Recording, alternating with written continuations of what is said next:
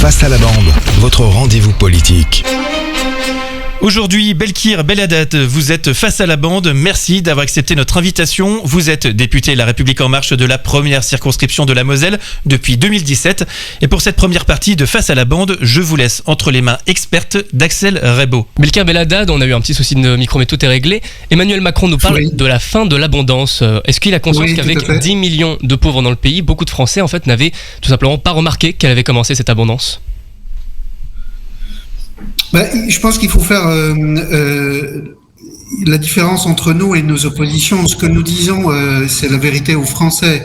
On cherche pas. Je pense qu'il ne faut pas chercher de polémique ou de conflit là-dessus. Ce que dit simplement le président, me semble-t-il, c'est que nous avons accès sans y penser forcément tous les jours à des biens qui sont essentiels, comme le gaz ou l'eau. Et assez souvent, nous les surconsommons par rapport à nos besoins réels. Moi, j'en veux pour preuve quelquefois le nombre de douches qu'on peut utiliser tous les jours.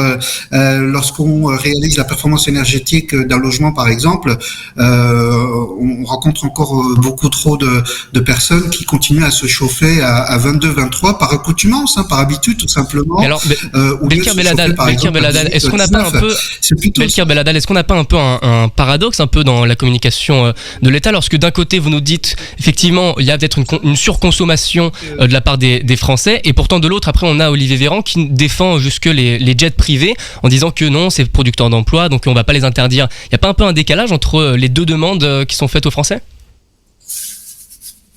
Je ne vous ai pas très bien entendu, excusez-moi, vous avez parlé de jets privés, c'est cela ? Oui, c'est ça. Alors, je mettais en parallèle d'un côté Emmanuel Macron qui nous parle de la fin de l'abondance, également vous, monsieur Belhaddad, qui parlait de la surconsommation des Français en général, et de l'autre côté, on a le porte-parole du gouvernement, Olivier Véran, qui nous parle des jets privés qu'on va pas interdire. Non, bien sûr, parce que c'est quelque chose de normal, ça crée de l'emploi selon lui. Il n'y a pas un peu un décalage entre la demande d'efforts qu'on demande aux Français et après les privilèges qu'on offre à certains ? Je suis pas sûr que ce soit forcément un privilège, mais là où je suis d'accord, c'est que il faut que tout le monde fasse des efforts, aussi bien les riches que ceux qui ont très peu ou les plus modestes. Et je pense que les plus riches et ceux qui ont en tout cas les moyens doivent faire plus. Après, de là à réduire ou interdire Aujourd'hui, Belkir Belhaddad, vous dites effectivement ils doivent faire plus les plus riches. Véritablement réduire notre consommation énergétique. Belkir Belhaddad, vous dites que les plus riches doivent faire leur part, mais comment est-ce qu'on fait aujourd'hui ? Puisque Elisabeth Borne, elle ne faisait par exemple qu'inciter les entreprises à augmenter les salaires. On ne peut que demander gentiment aux entreprises et aux plus riches des Français, ou est-ce que l'État doit taper du poing sur la table et demander des actions beaucoup plus fortes, par exemple de nouveaux impôts de la part pour les plus riches français, ou qu'est-ce que vous proposez aujourd'hui ? On a fait beaucoup pour protéger les Français, et on l'a fait essentiellement pour les personnes qui sont en très très grande difficulté. On a limité par exemple la hausse de l'électricité à 4%, le blocage des prix du gaz au tarif de 2021. On a une des inflations les plus faibles. On ayant fait tout ce travail-là en Europe pour limiter cet impact, notamment pour les plus en difficulté de nos concitoyens, et notamment les précaires énergétiques. On sait qu'ils sont relativement nombreux, on les estime à peu près à 3-4 millions sur nos territoires français. Donc ce sont des mesures extrêmement fortes qui sont... Belkir Belhaddad, aujourd'hui, vous dites que Belkir Belhaddad, vous dites qu'on a en France l'un des taux d'inflation les plus faibles aujourd'hui. Belkir Belhaddad, vous dites on a l'un des taux d'inflation les plus faibles en Europe, il est quand même extrêmement élevé, c'est le plus haut taux d'inflation qu'on a depuis 1985, on a l'énergie qui explose, le kilowattheure qui passe en 2023 de 85 à 1000 euros. Comment est-ce qu'on fait aujourd'hui pour s'assurer que chacun paye sa juste part en ces temps difficiles ? On a pris un certain nombre de mesures pour limiter cette inflation qui a été générée par un désordre mondial, et notamment la crise en Ukraine. Et on a bien vu la dépendance beaucoup trop forte à certaines énergies fossiles. Ça veut dire qu'il faut qu'on aille beaucoup plus loin. On a commencé d'abord par protéger ceux qui en avaient le plus besoin, mais c'est au niveau européen qu'il faut qu'on puisse réguler en fait la tarification de l'énergie. et ça, c'est pas forcément la volonté de tous les pays européens.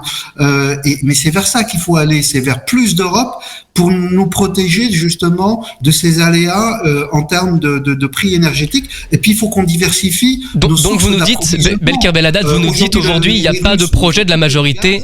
Vous dites qu'il n'y a pas de projet de la majorité, par exemple, d'un gel des prix, que ce soit pour que ce soit les denrées alimentaires ou l'essence, le gaz, l'électricité. Pas de gel des prix de la part qui est prévu par la majorité. Aujourd'hui, c'est pas forcément cette mesure-là qui est préconisée, ni même, par exemple, la baisse de la TVA, parce qu'elle va toucher aussi bien celui qui a peu que celui qui a vraiment les moyens de se payer un niveau de consommation relativement élevé. On trouve que c'est très inégalitaire. Il faut véritablement réussir à trouver des mesures qui soient les plus justes pour tous les Français, quelle que soit leur capacité à... Alors justement, dans les solutions proposées, Belkir Belhaddad... Belkir Belhaddad, dans les solutions les proposées justement pour qu'il y ait une juste charge pour les Français les plus riches, on a la question des super profits. Aujourd'hui, le ministre de l'économie Bruno Le Maire affirme lui qu'il ne sait pas ce que c'est un super profit. Alors dans le même temps, la première ministre Elisabeth Borne, elle a dit qu'elle n'excluait pas de taxer ces super profits. Est-ce que déjà vous savez ce que c'est un super profit? Est-ce que vous êtes favorable justement à une taxation sur les plus gros bénéfices des grosses entreprises?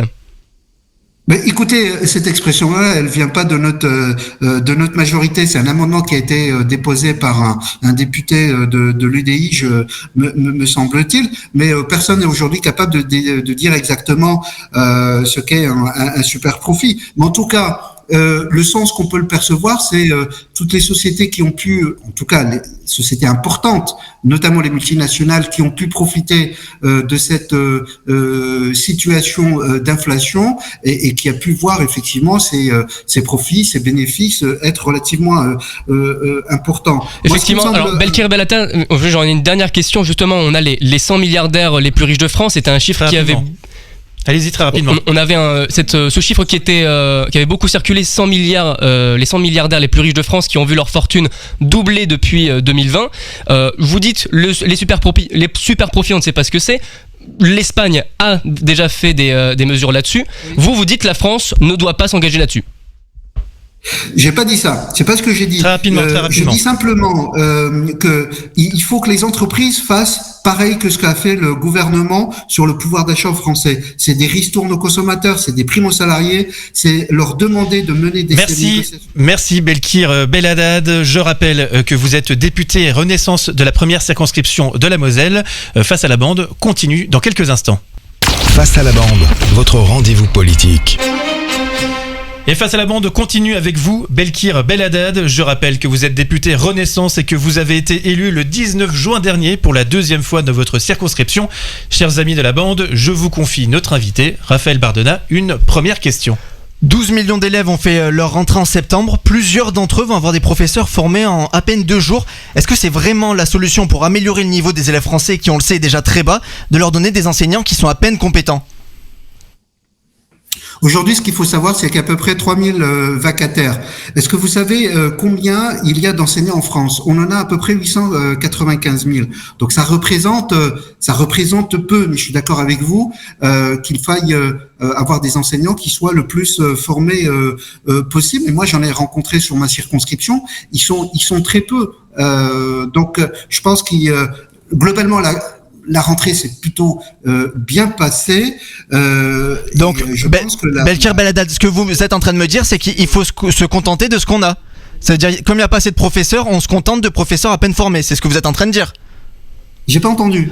Ce que vous êtes en train de me dire, c'est qu'on se contente de ce qu'il y a. Donc, comme il n'y a pas assez de professeurs, on met des gens qui sont à peine formés à ces postes. Non mais toute proportion gardée, il faut pas laisser penser que en fait nous utilisons en fait énormément d'enseignants vacataires en France. Sur 859 000 enseignants, on en a à peu près 3000 Moi, sur ma circonscription, j'ai fait plusieurs visites de classe. J'en ai trouvé qu'un seul sur une cinquantaine. Donc, bien sûr que c'est une situation qui est relativement difficile, mais il faut pas non plus faire du catastrophisme, par rapport à cette situation-là. Je pense que nous devons former beaucoup plus et rendre plus attractifs ces métiers-là, ce que nous faisons pas suffisamment là. Et c'est la raison pour laquelle Jean-Michel Blanquer avait revalorisé ces métiers, notamment en ayant des augmentations de Belkir Belhaddad, on a bien compris. Merci. Nouveau sujet, nouvelle question avec Adrien Hardy. On observe toujours de plus en plus de catastrophes climatiques, notamment la sécheresse cet été. Qu'est-ce que le parti présidentiel attend pour proposer une réelle mesure qui fera avancer les choses, Belkir Belhaddad ? Mais je pense que c'est un effort de tous. La situation est aujourd'hui relativement grave, importante, et nous avons pris un certain nombre de mesures. C'est un effort de tous, mais c'est au gouvernement de proposer des choses.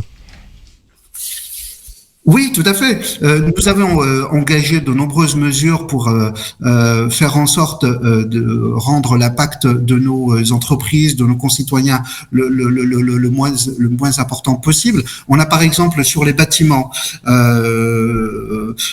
mené une opération de rénovation massive, puisque en fait ces bâtiments sont les plus énergivores en France. Mais ces mesures, pour l'instant, elles ne sont pas suffisantes, Belkir Belhaddad, puisqu'on voit que la situation ne s'améliore pas assez, elles ne sont pas suffisantes, ces mesures. On est d'accord sur le constat, et qu'on va pas suffisamment vite. Et cette situation-là, nous l'avions pas forcément prévue, et nous devons effectivement accélérer le pas. Nous devons notamment, et c'est une loi qui va arriver dans le courant du mois de septembre-octobre, faire un effort massif dans les énergies renouvelables. On est sur à la fois un temps long et un temps urgent, immédiat. Le temps immédiat, c'est pour protéger les Français, d'accord, et le temps moyen et long, c'est des investissements massifs dans la performance énergétique des bâtiments, c'est le renouvelable. Nous investirons, et nous avons commencé à le faire dans le cadre de France Relance, près de 30 milliards d'euros. C'est faire en sorte que on puisse maintenir nos réacteurs nucléaires. Belkir Belhaddad, merci. Le message est passé. Belkir Belhaddad, on va passer à une nouvelle question, un nouveau sujet, une nouvelle question avec Alexis Bragard. Oui, monsieur Belhaddad, petite question par rapport au niveau sécurité. On sait qu'il y a eu 2 accidents récemment impliquant des jeunes enfants sur les rodéos urbains, un mort à Colmar. Qu'est-ce qu'il faut faire pour enrayer ce phénomène ? Est-ce qu'il faut créer une brigade anti-rodéo ou qu'est-ce que vous proposez pour vraiment endiguer ce phénomène ? J'ai pas entendu votre question, monsieur, excusez-moi. Le phénomène des rodéos urbains en ce moment, il y a eu 2 blessés cet été à Pontoise, un mort à Colmar. Qu'est-ce qu'il faut faire pour endiguer ce phénomène ? Est-ce qu'il faut créer une brigade anti-rodéo ? Qu'est-ce que vous proposez pour vraiment que ça ne se reproduise plus et qu'on puisse arrêter les fautifs ? Mais écoutez, nous avons déjà élaboré une loi en 2018 pour donner la possibilité à nos forces de police de réquisitionner ces engins-là. On en a réquisitionné de manière importante. Vous savez qu'on peut pas les pourchasser parce que c'est interdit, parce que derrière on peut causer des dégâts relativement importants. Mais on n'a pas attendu aujourd'hui ces rodéos pour mettre en place des actions. Donc on a une loi qui commence à porter ses effets. Je pense qu'il faut faire beaucoup plus de contrôle. Oui, mais justement, les policiers n'ont pas le droit, monsieur Belhaddad, justement, les policiers n'ont pas le droit de poursuite comme vous l'avez expliqué, mais les véhicules, les motos, souvent sont sans plaque. Donc comment fait-on pour les identifier et comment font-on pour trouver les fautifs ? Parce que à chaque fois, les policiers, comme ils ne peuvent pas poursuivre, ils se retrouvent coincés. Vous avez tout à fait raison d'évoquer cela. Mais enfin, je suis pas persuadé que les plaques, le nombre d'engins sans plaques soit aussi important que cela. Mais le problème existe et il rentre dans la même catégorie des contrôles que nous devons mener. Je dis encore une fois, la solution, c'est de réaliser beaucoup plus de contrôles, ce que nous ne faisons pas. Belkir Belhaddad, nouvelle question, un autre sujet, et cette fois c'est avec Axel Reybouk que vous connaissez déjà.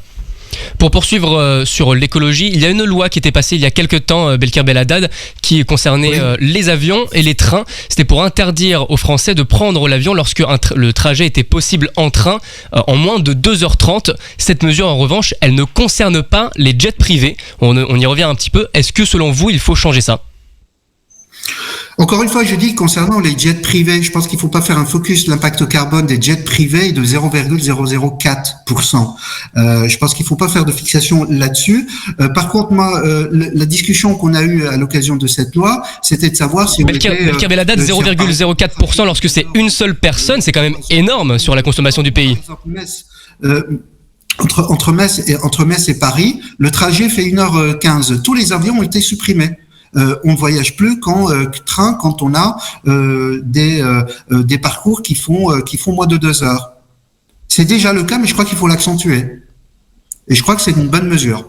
Mais bon, on a pourtant quand même pas mal de cas aujourd'hui où on a des milliardaires notamment qui vont utiliser les jets privés pour seulement quelques minutes. On a également aussi les yachts qui polluent énormément. Tout ça, pour vous, c'est pas la priorité donc?